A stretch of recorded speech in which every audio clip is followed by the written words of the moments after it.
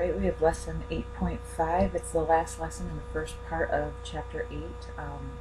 It's the last part that includes an assessment on the test. So I wanted to break up the two pieces of chapter 8 right at 8.5 for that reason. A couple things I want to go over real quick before we begin. A student brought my attention to the fact that this question that we did the other day, when I distributed, let's see, when I distributed the 1, I get 1, 1, and then 1 times that. This becomes -2 cosine squared. Then I get a -2 cosine cubed. And I had that mistake. It didn't say that before. It said plus cosine cubed. Either way, this is significantly more complicated than I wanted it to be, so I'm going to continue to just keep it with a star and say, if you want to see the answer done out, go to Wolfram Alpha. It is quite large and certainly above the difficulty level that I'm going to ask of you guys. Second thing I want to go over before we begin is this last question right here. This question shows up quite a bit in our studies. It's on a separate sheet. When all is said and done and everything is plugged in, we end up getting secant cubed. And you might wonder why I keep it separated as secant theta and secant squared. And that's just to remind myself of this right here, integration by parts. I let one of the secants be u, du is secant tan, and then the other portion is dv, whose integral is tan. Integration by parts says that my new answer would be u times v minus the integral of v du. Okay, and what you'll notice is after the substitution, we end up with another secant cubed with a secant by itself. That's when I take the tan squared, substitute it out with the identity, and then distribute. You're going to see, and I often reference page 519, that's where this is done out, and I've been referencing it throughout these problems, but not actually showing the work till now. So what they do is they see that they have this secant cubed on the right, but it's also equivalent to the secant cubed that was on the left. So by adding a secant cubed to both sides, we end up getting 2 secant cubes. The remaining portions don't have integral symbols anymore, so if I divide this by 2, I end up with this new antiderivative with 1/2 in front of both of the different parts. I also go up here and to get my new bounds, because I'm using trig, I ask myself, when is tan equal to 1? And it's equal to 1 at pi over 4. When is tan equal to 0? And it's equal to 0 at 0. So, referencing those numbers, I made myself a chart to finish up this problem. And actually, here it is. So this is what the integrand comes out to be. Again, you could get this if you just reference page 519 on your own. Plug in the pi over 4, plug in the 0, and I end up with this response. However, that is not a logical answer, I suppose. It's the exact answer, but it doesn't really make sense to me. So by putting it in decimal form, I have something that makes a little bit more sense. Besides, I can compare this answer to the integral right from the beginning and make sure that it does, that it is equivalent, and in fact it is. All right, so there's the end result for that. I can post that on Schoology if you request it. Just let me know. Moving on.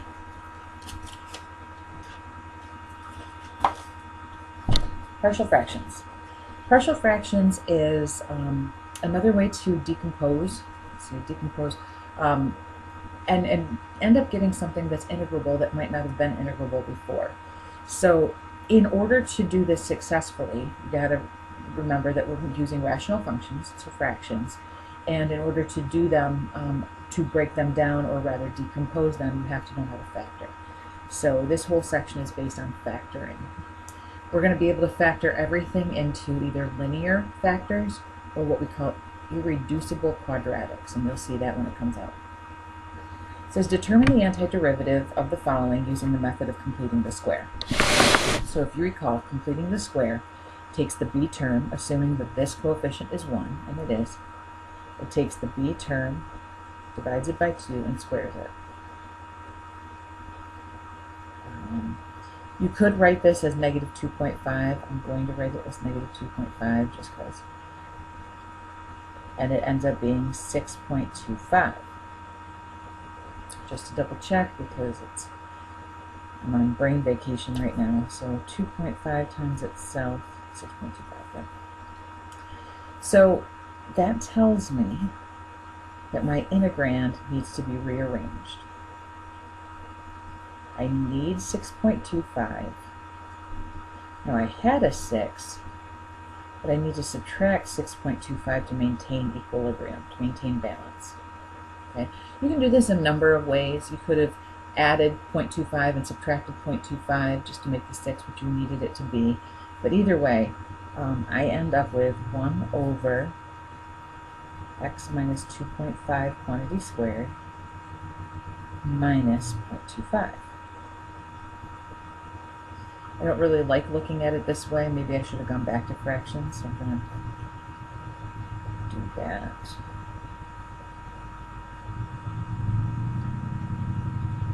Okay. I shouldn't be doing this in the middle, but let me make sure that I've got everything focused. Okay. Alright, so this is of what form? Well, plus, minus. This is going to be of the form secant, right? Based on our previous trig substitutions. If the u part is first and the a part is second, then it's a secant function, which means that u is equal to x minus 5 halves, and that means it's also equal to a is 1/2. It's also equal to 1/2 secant theta. And then to balance that, I need to know dx, the derivative of this is just dx, and that's equal to 1/2 secant theta tan theta, d theta. Okay, so I can substitute out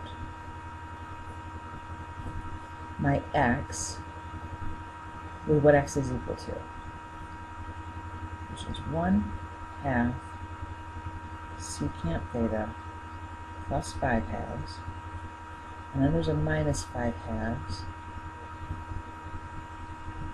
and dx is equal to 1/2 secant theta tan theta d theta. I apologize for my messy writing. These cancel. I have 1/2 secant theta squared, which becomes 1/4 secant squared theta. The 1/4 can be brought out front, and I have secant squared theta minus 1, which is tan squared theta.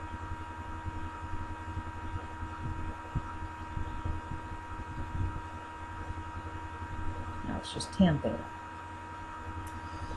Alright, well, just for fun, let me turn this around for some spacing.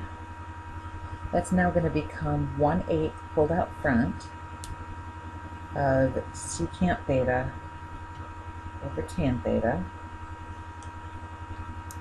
which is 1 over cosine theta times cosine over sine theta, which that is cosecant, and the integral of cosecant is the natural log, or negative natural log of cosecant plus cotan plus c. And of course we have to go back, so you have to use a triangle. Go back to this statement right here. By the way, this is supposed to look very sloppy because I want to show you an easier way. So secant, which is adjacent, or hypotenuse over adjacent, this would be hypotenuse, this would be adjacent. So hypotenuse is x minus 5 halves.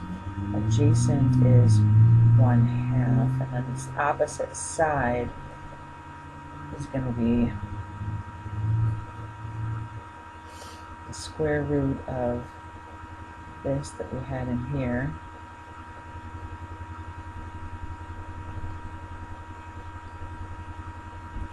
Alright, so then you plug in the cosecant, which would be that mess of a square root I just came up with. So x minus 5/2 over the mess plus 1/2 over the mess. And I hope that you realize that this is getting really, really, really complicated and messy. And the reality is it doesn't need to be. Because if that portion is factorable, and I apologize, I don't know what happened in the editing here. That should be right here. If you recognized that this fraction could be rewritten as 1 over x minus 3 and 1 over, or minus 1 over x minus 2, then how simple would it have been to just integrate this new integrand as the natural log of x minus 3 minus the natural log of x is equal to all of this. But if you're not sure how to factor, then this actually is not super easy. So make sure that you understand the fundamentals of factoring. If you need to, you can always use a calculator and use the roots to think backwards. And I can go over factoring if you message me privately and just ask, for something for yourself. I can do that. That's not a problem. So here's how we actually get to this process. It's called partial fraction decomposition, and it works if it's no longer an improper fraction. If it is an improper fraction, then you have to long divide first. Okay, so that's got to be done. Once it's long divided, all of our denominators can be broken up into linear factors, or what we call irreducible quadratics. If you have a linear factor, let's say this was x plus 3, then you would write a, which stands for a constant, something that's 1 degree less than the denominator. So a over x plus 3. But if it was x plus 3, say, squared, then you would have to represent x plus 3 and x plus 3 squared. So you represent everything up to the degree that you currently have. An irreducible quadratic would be a quadratic that doesn't have roots, like x squared plus 4.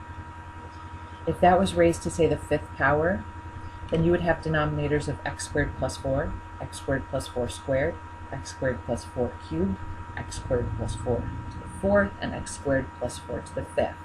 All of them would be represented. Keeping in line with your numerator being 1 degree less than your denominator, we would write bx plus c. We would write it as linear compared to this quadratic. Now this may look awfully complicated, but once you see it in action, it's really not bad. Which is kind of my story throughout all of calc. So basic fraction decomposition. I would factor my denominator to be x minus 3 and x minus 2.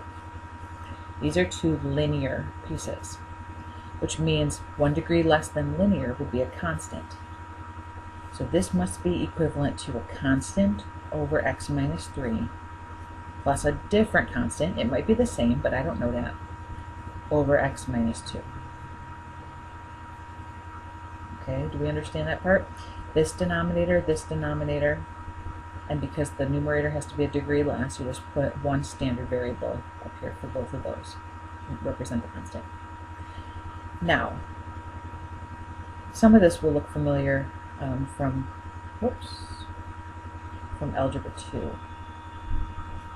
If I'm looking at fractions, then I want common denominators. So I'm going to multiply this one by x minus 2 on the top and the bottom. And I'm going to multiply my second fraction by x minus 3 on the top and the bottom. And you should know that if the denominators match all the way through, you don't have to look at them. Okay? All you need to focus on is the numerator.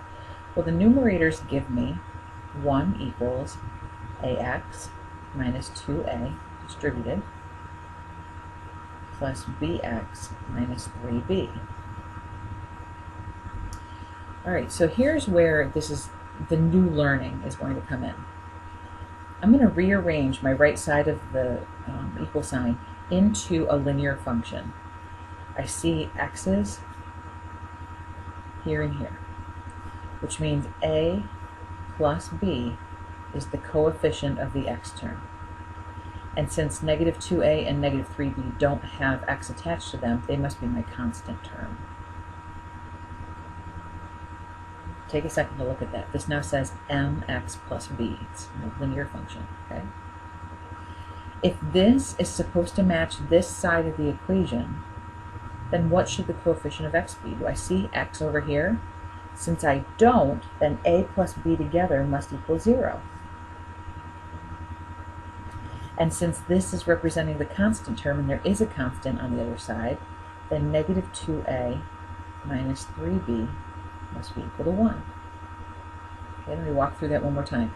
If this is supposed to match on both sides, then I have an invisible 0x plus 1. The 0 and the a plus b must be in the same position, and the 1 and the negative 2a minus 3b are in the same position. You're going to go back to Algebra 1 to figure out how to solve this system. I'm going to multiply the top by 2. I get 2a plus 2b equaling 0. And I still have negative 2a minus 3b on the bottom equaling 1. The a's cancel. The b's give me a negative 1. Or I'm sorry, a negative b equals 1. So b becomes negative 1. And I'm going to go back up to where b was, and I'm going to replace it with a negative 1. Okay. I still need to figure out the value of a. You don't have to actually show the work if you can figure it out just by looking. But if negative 1 is b, then a would have to be positive 1. I'm just going to write it over here. So now you're ready to take your linear function denominators, you're ready to turn them into natural logs like they belong. This becomes the natural log of x minus 3 minus the natural log of the next. I didn't need to balance these because the coefficient of the x was 1. You'll see that not always be the case. For right now, that's all you need to do. Perhaps I should have given myself some more room, but it is what it is. Okay, that's all it is. Moving on. Partial fraction decomposition for 5 over x squared minus 10x. First thing I would do is factor the denominator. I see a common x. Both x and x minus 10 are linear, so this must be equivalent to a constant over x plus a constant over x minus 10. Now hopefully you'll get to a point where you can jump a step or two. For example, if I know what I'm looking for in this step, then I can say that my numerator has to equal a times the other denominator, because I had to balance, plus b times my first denominator, because I had to balance the common denominators. If you can't see that, then certainly show this step every time, but I'm going to jump to save some room. I know that 5 has to equal a times x minus 10 plus b times x. Factor the a out.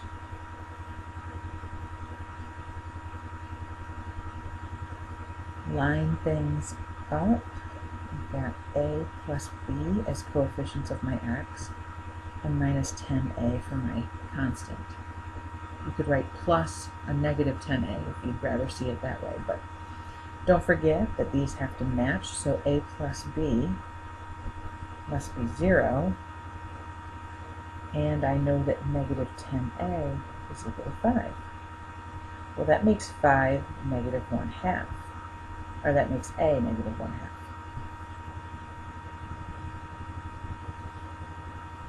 What does that make b if they're opposites? Because a equals 0. So b is positive 1/2. It's not always going to be the case, but it is the case quite often. Final answer, negative 1/2 natural log of x plus 1/2 natural log of x minus 10 plus 3.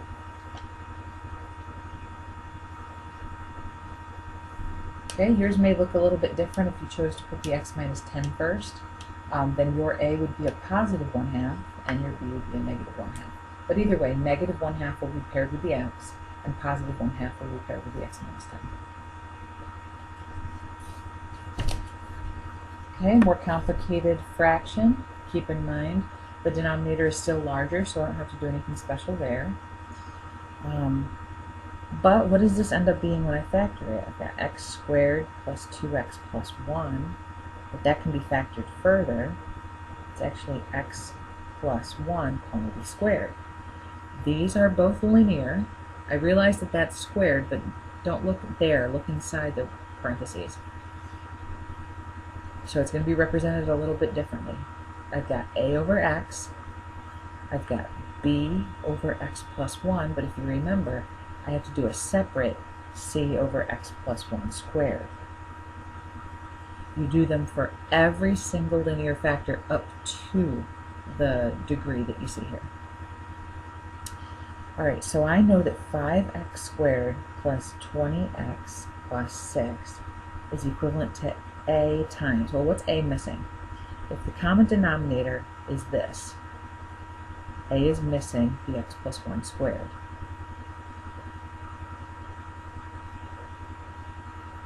What's b missing? It has x plus 1. It's missing x and another x plus 1.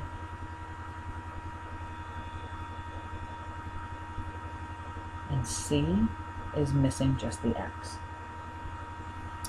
Now we could distribute everything and multiply this out, get the 5 to line up, get the 20 to line up, get the 6 to line up, but there's another way to go about this question as well. And you really have to be the judge as to what you think is a better fit. We can let x equal a number to try and simplify what we see. I'm going to start with 0 because if I let x equal 0, it's going to eliminate b and c. You see how it says x by itself with b and c? If 0 is the x value, then they're going to go away. So if x is 0, then 5 times 0 squared is 0, plus 20 times 0 is 0, plus 6. And it's going to equal a times 0 plus 1 squared. 0 times 1 is 0. 0 times 0 is going to be 0. So really, I have solved that a is 1. What other let statements might help me out? What other let statements might get rid of some of these factors? Well, the other one would be -1. Because when I plug in -1, I get 5 times -1 squared, which is 5, minus 20, I get about 5 minus 20, plus 6, equals a times, well, if -1 is my x value, then that's going to be 0 squared. -1 plus 1 is 0. So the only factor I still have left is this c. The only variable I still have left, rather. This becomes -15 plus 6 is -9, equaling -c. So 9 is the value of c.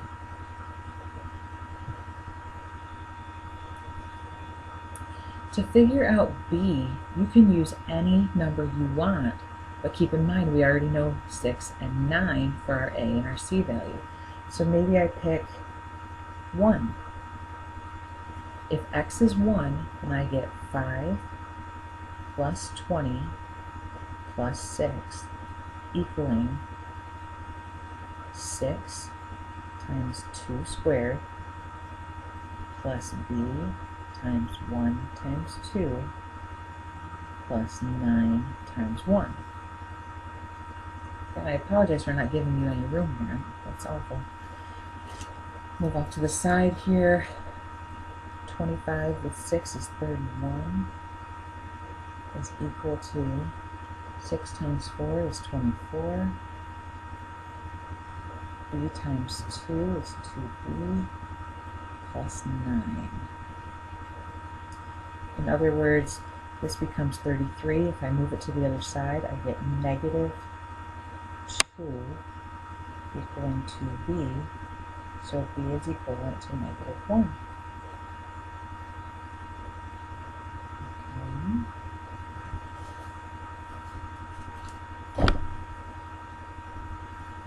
I'll glance before we go ahead and answer this. The first one is a natural log. The second one is a natural log. The third one is not a natural log. It's 9 times the quantity x plus 1 to the negative 2. Is my dx appropriate for x plus 1 if I use quote-unquote u sub? And it is. I don't have to balance here. So my answer is the natural log of x minus the natural log of x plus 1 plus 9 times x plus 1 to the negative 1 over negative 1 plus c. For lack of space, I'm going to leave this alone.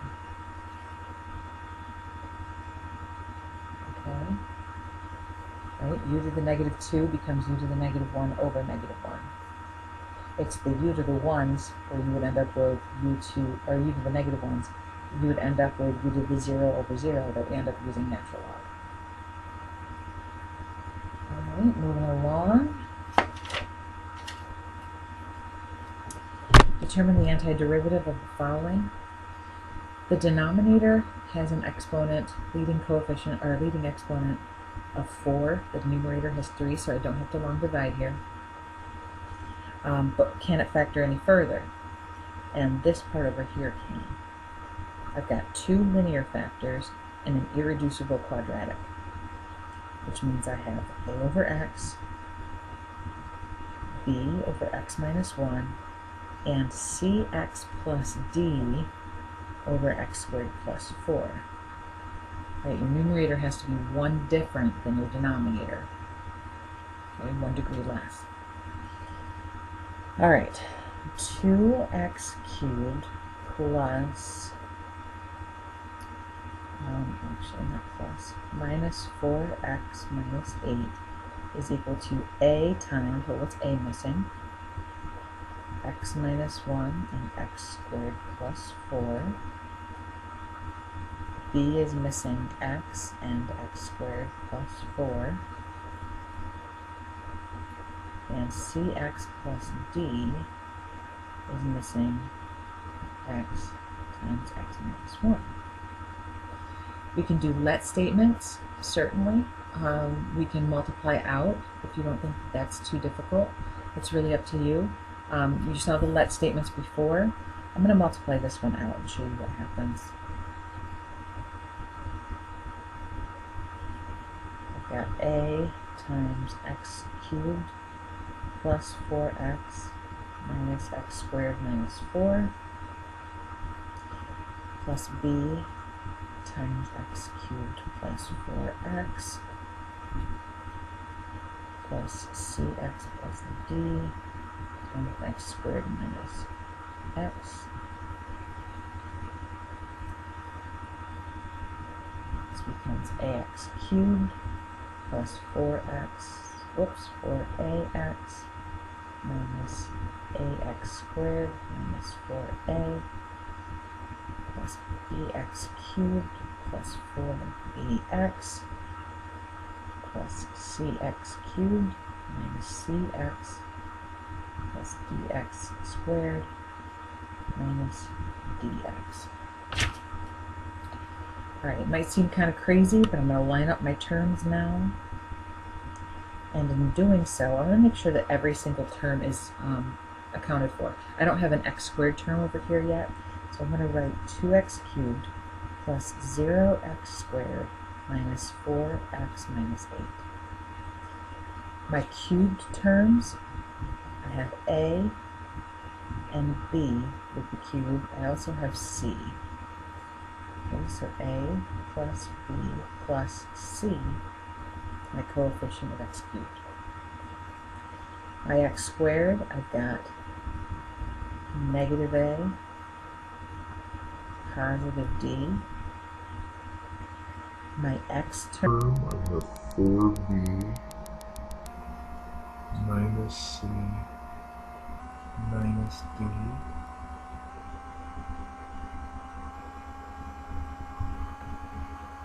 And for my constant, well, my a is canceled.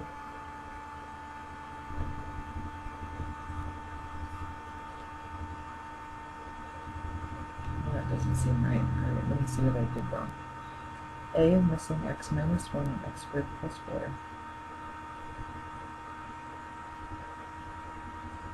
Okay. B is missing x and x squared plus 4. So x plus d is missing x and x minus 1. X cubed, 4x, negative x squared, negative 4. X cubed plus 4x, x squared minus x. Ax cubed, 4ax. Right. So 4a is going to go in here. And then I have a minus 4a at the end. Alright. Whew. Might have been better to use let statements, huh? And I, in fact, do condone that. If you have something like this and it looks like it's going to be a big multiplication problem, then leave it alone and just use your let statements. Pick a 1 because it cancels that out. Pick a 0 because it cancels some of these out. Pick a negative 1 because it makes for easy mathematics, or a positive 2, or something along those lines, but pick some let statements accordingly. And I can do that after this if we want. So I know that A plus B plus C is equal to 2. I know negative A plus D equals 0. Okay, what that tells me immediately is that A and D are the same. Right? If I add A to both sides, I know that A is equal to D. 4A plus 4B minus C minus D equals 0. Well, if I know that A and D are the same, then I can put A in this place, and this actually becomes 3A plus 4B minus C equals 0. And then my last line is negative 4A, and that's the constant term, and that's supposed to be negative 8. Okay, so I can figure this out right away. A is 2, which means that D is 2, right, because they're the same. So I'm going to go up to the top, and I'm going to replace A with 2 and D with 2.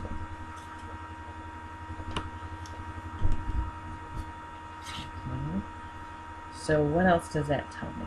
If I plug in 2 for A, then I have 2 plus B plus C equaling 2. The 2's can cancel, so I know B plus C is 0. I also know that if 2 is the value of A here, that becomes 6. So I can say 4B minus C equals negative 6 if I move that over to the side. If these two equations cancel, leaving 5B equaling negative 6. I apologize for my lack of room again. That was poor planning on my part. B is negative 6/5.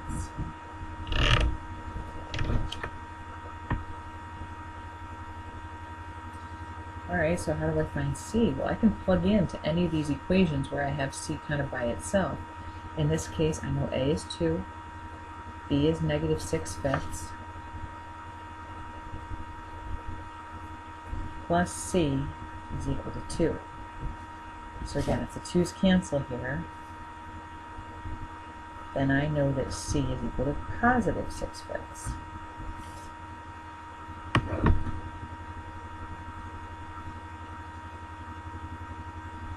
Okay. Rest assured, I will double check that this is in fact the same thing. If you're unsure, one thing you could do, of course I can't find my phone right now, where are you? Oh, found it.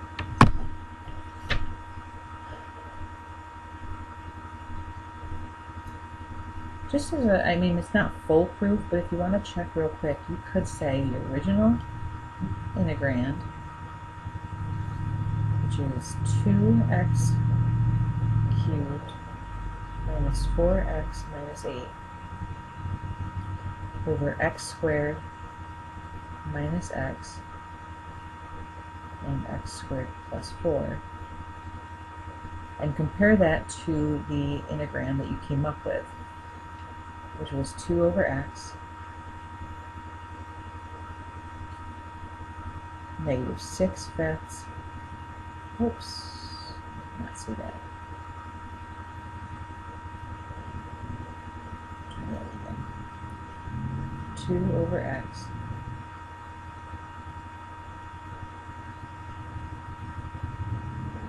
Ah, I'm just going to bring the minus 6/5 out front. Or just the minus, I guess. 6/5 is on the top, and x minus 1 on the bottom. And then I've got plus the fraction 6/5 x plus 2 over x squared plus 4. If you look at their table of values, do their table of values match up?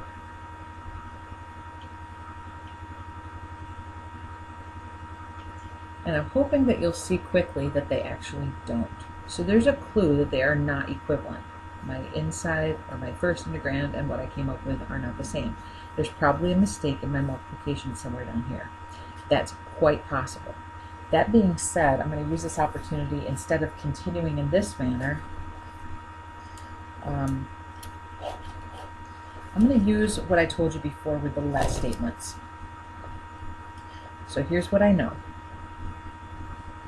2x cubed minus 4x minus 8 is equivalent now to x times x minus 1 and x squared plus 4, which I said was a over x, b over x minus 1, and cx plus d over x squared plus 4. Alright, I'm still going to hold to the fact that 2x cubed minus 4x minus 8 is equivalent to a times the other denominators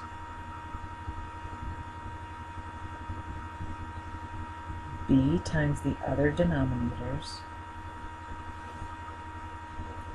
and cx plus d times the other denominators. Okay. And instead of multiplying that out, I'm going to use let statements. Okay, some of the easiest ones are ones and zeros. I'm going to start with 0. Oops, let x equal 0.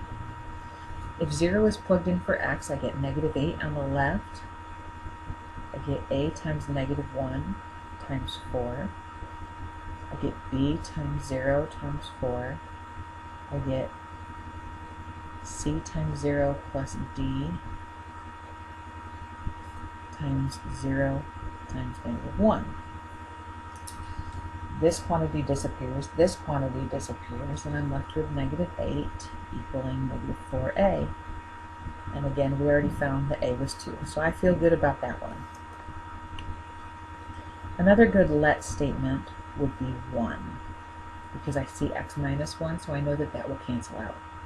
If I plug 1 in the left, I get 2 minus 4 minus 8 equal to a times 0 times 5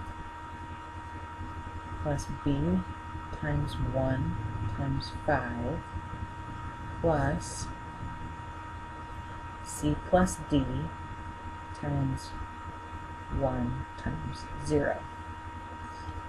Okay, a and the last quantity disappear, leaving, this is going to be negative 2 with a negative 8, so this is negative 10 equaling 5b. So b is equivalent to negative 2. Okay, well there was a mistake. We didn't have that as our b value. Pick another let statement. What would be another number that would make this calculation fairly simple? I'm going to pick 2. 2 cubed is 8 times 2 is 16. This is going to be minus 8 minus 8. I get a times 1 times 8 plus b times 2 times 8 plus 2c plus d times 2 times 1. Nothing canceled out, but that's okay. I mean, this canceled out, but that's okay because we're going to create a system of equations at this point.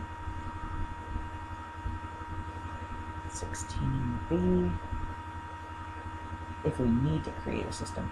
So double this, you get 4c plus 2d.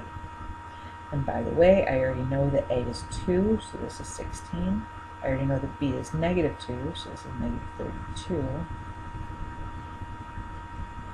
In other words, 16 is equivalent to 4c plus 4d. Now, how can that be helpful? Well, pick one more number to plug in. Another number around this area. Maybe negative 1.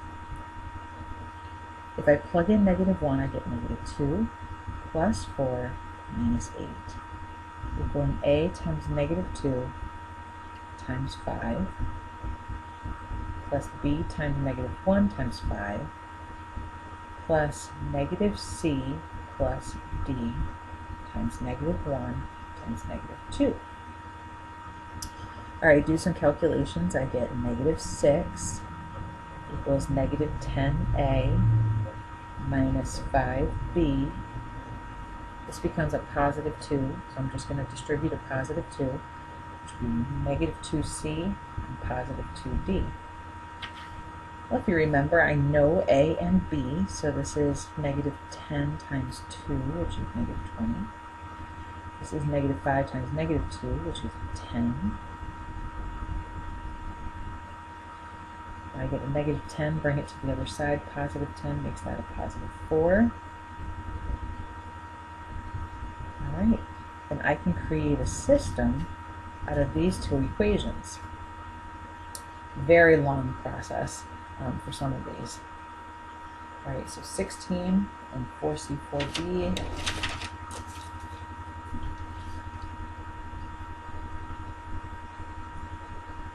And then I had 4 negative 2c positive 2d. Hopefully you see that if I multiply the bottom by 2, I will have additive inverses.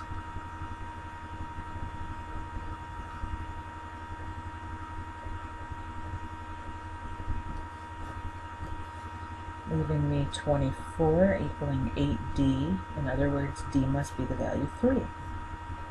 Well, if d is 3, 3 times that, oops, I made that a 14, that's weird. 4 times 3 is 12, bring the 12 over, then c is equal to 1. C is 1, d is 3.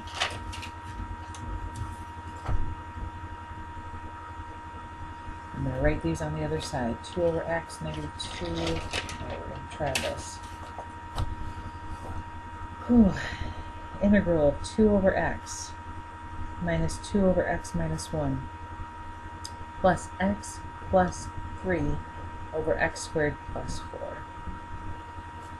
Alright, before we actually solve these, 2 of them are pretty simple. You know, these are going to be non-need to be balanced natural logs. I'm just going to do them and get them out of the way.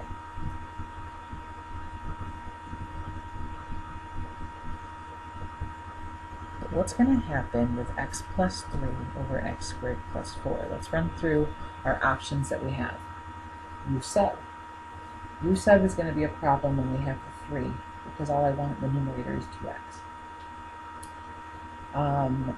Is it just a straight arctan? You know, it could be. But if you're not sure, then I would use trig sub, at least to try. With trig sub, you would be x, which is equivalent to 2 tan theta. And du would be dx, which would be 2 secant squared theta, d theta. Which means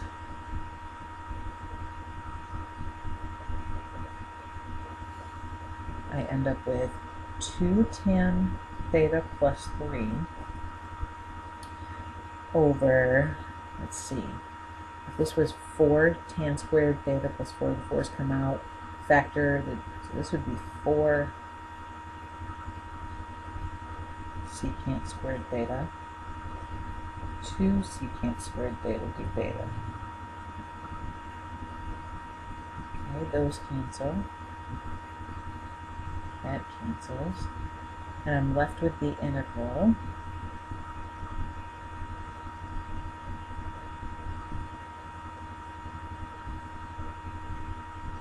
of 2 tan theta plus 3.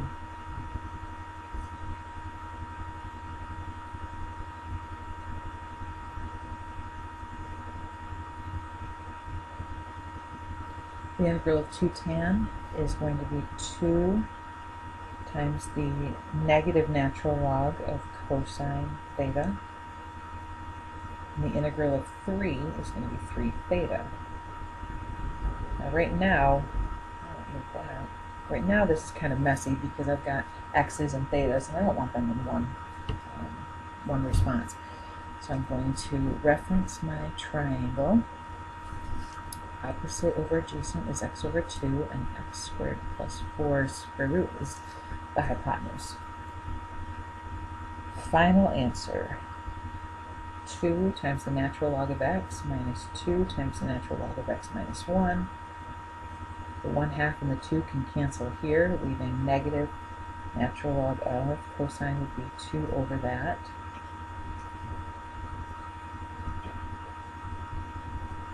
And then theta, if I solve this for theta, I get inverse tan of x over 2, or arctan. Keep in mind there's a 3 and a 2 here, so that should have 3 times in front of it. Arctan of x over 2.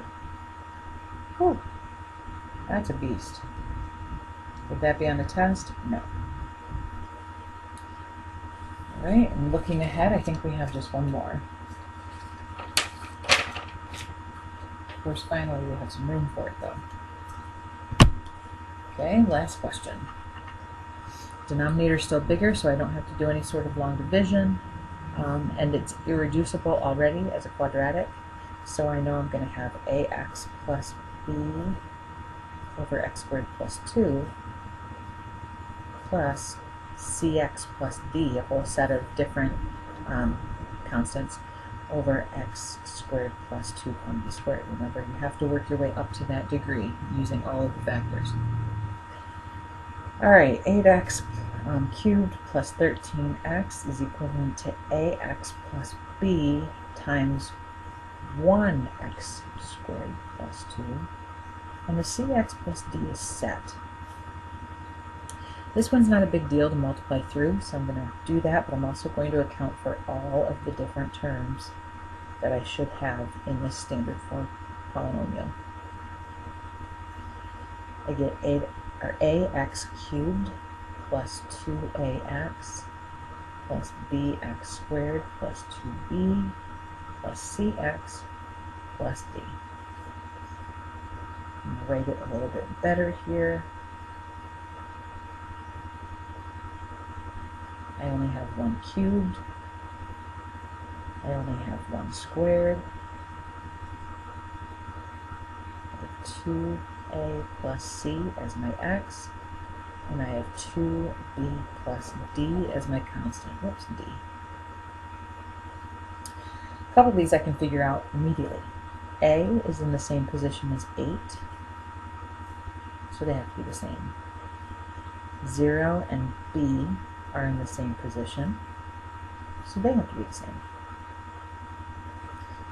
2a plus c is 13, but since I know that a is 8,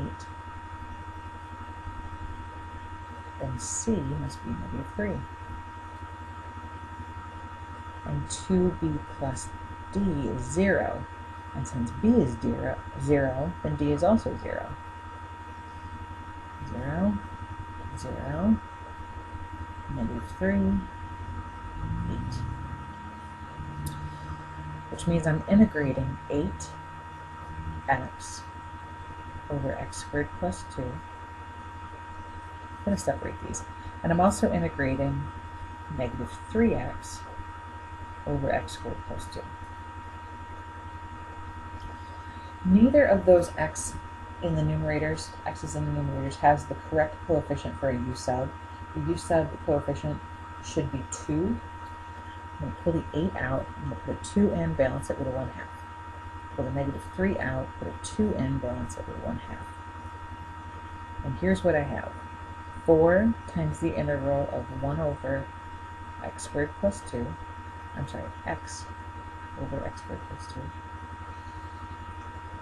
Minus 3 halves integral of x over x squared plus 2 squared. This one's a natural log. This one is going to be u to the negative 1 over negative 1. Final answer, 4 times the natural log of the quantity x squared plus 2. It'll never be negative, so I can replace that with parentheses. Minus 3 halves times x squared plus 2 to the negative 1 over negative 1 plus c. You can simplify this and write it down, putting this in the denominator, making this a positive if you'd like, but I'm just going to stop there. And there is your lesson at 8.5.